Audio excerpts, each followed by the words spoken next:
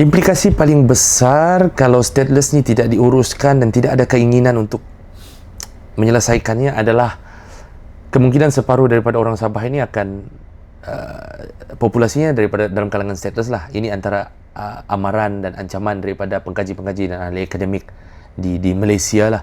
So apabila perkara ini berlaku, akan berlaku banyak masalah sosial dan landscape politik Malaysia pun akan turut terpengaruh apabila kuasa politik hanya centralize pada komuniti tertentu, masyarakat tertentu, di kawasan tertentu, dan dalam keadaan demokrasi kita agak kurang sihat apabila menggunakan perkakas-perkakas sentimen ras, prejudis, dan komuniti yang nomornya semakin bertambah angkanya ini digunakan jadi bahan kempen lah.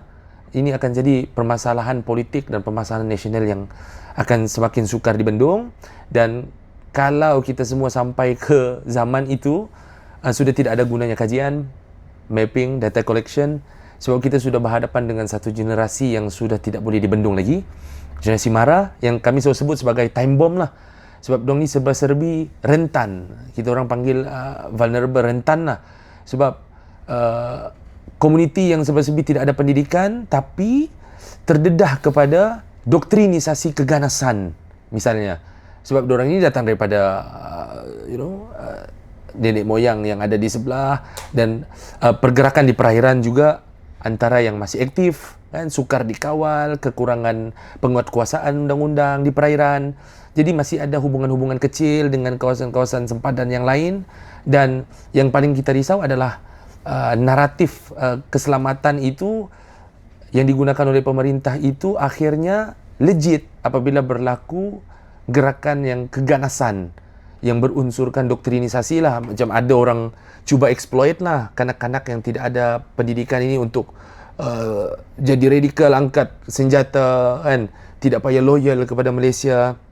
Tapi menariknya apa yang kami Cahaya Society buat adalah yang paling ironi selalu kami buat apabila anak-anak yang tidak ada negara ini terpaksa juga menyanyi lagu negaraku di perhimpunan sekolah.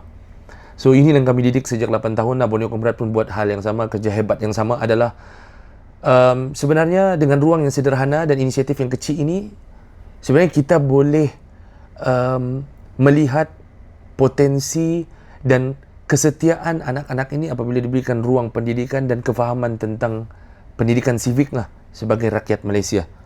Okay. So saya fikir kewujudan negara bangsa ya, persempadanan yang berlaku di negara bangsa ini antara punca yang menjerat dan memerangkap pergerakan komuniti dan etnik grup yang sentiasa berlayar di lautan. Tapi kewujudan negara bangsa moden ini akhirnya memisah-misahkan rumpun dan menyebabkan semua rakyat harus didigitalkan, harus di-ID-kan. Mana kata semua rakyat harus dipantau, berada dalam radar pemerintah, berada dalam radar sempadan. Jadi perkara ini yang menjadi wabak ataupun endemik lah kepada terutamanya komuniti bajau laut, Sea Gypsies yang ada di Sabah, di kawasan Semporna terutamanya. Selain daripada kita harus mengakui juga kegilaan dan kegedikan para kapitalis cukong yang cuba menambak laut di Semporna untuk tujuan pembangunan, atas alasan pembangunan dan pelancongan, dan terpaksa mengusir masyarakat adat yang memang berketurunan berada di laut, terpaksa pergi ke darat. Dan kita cuba menyalahkan diorang tidak pandai hidup di darat, padahal itu bukan tempatnya lah. Dan yang terakhir saya fikir apa yang perlu orang Semenanjung tahu adalah isu Sabah adalah isu Malaysia. Itu adalah mesej paling besar. Saya pernah ditanya mahasiswa semalam lah. Mahasiswa tanya, apa sebenarnya yang rakyat Sabah nak? Jadi saya kata soalan ini salah. Patutnya apa sebenarnya yang rakyat Malaysia nak? Sebab isu Sabah adalah isu nasional sebenarnya. Mau tak mau dia memang akan pengaruhi landscape politik dan hala tuju negara. Kalau tidak dibendung dengan bagus dan membuat libat urus dengan semua pemegang taruh, perkara ini akan jadi masalah yang besar dan kerajaan akan bertukar-tukar, tapi tidak ada polisi yang humanis. So kita akan sentiasa berada terperangkap dalam putaran ganas penindasan ini selama-lamanya. Terima kasih. Selesai.